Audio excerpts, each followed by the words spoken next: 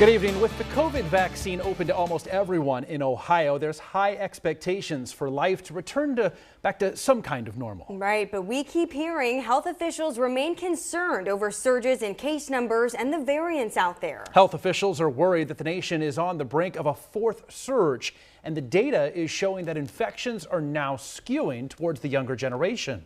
Ohio reports that about 15% of those ages 20 to 29 have started the vaccination process. Today was that day for me. I got my first COVID shot, and experts tell me this is a crucial time for this age group to step up because the population carries some serious responsibility.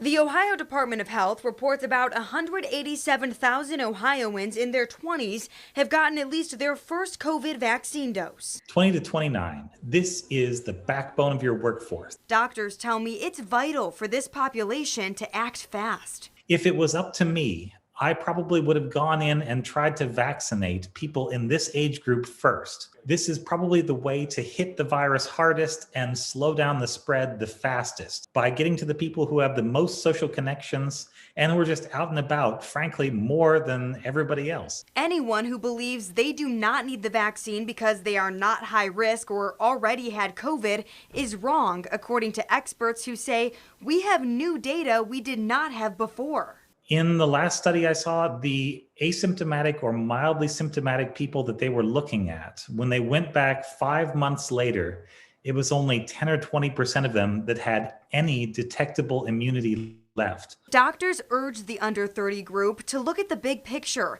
and take responsibility to cross the finish line of this pandemic. If the younger population takes responsibility, gets out there, gets vaccinated, and looks at it as an opportunity to just continue to move things forward in a positive way, it's going to have great effects. Compared to losing a loved one to COVID, totally preventable COVID, I don't think there's any real comparison. Dr. Ben Newman says the next big step is to safely vaccinate kids, and he tells me that's how herd immunity could be reached.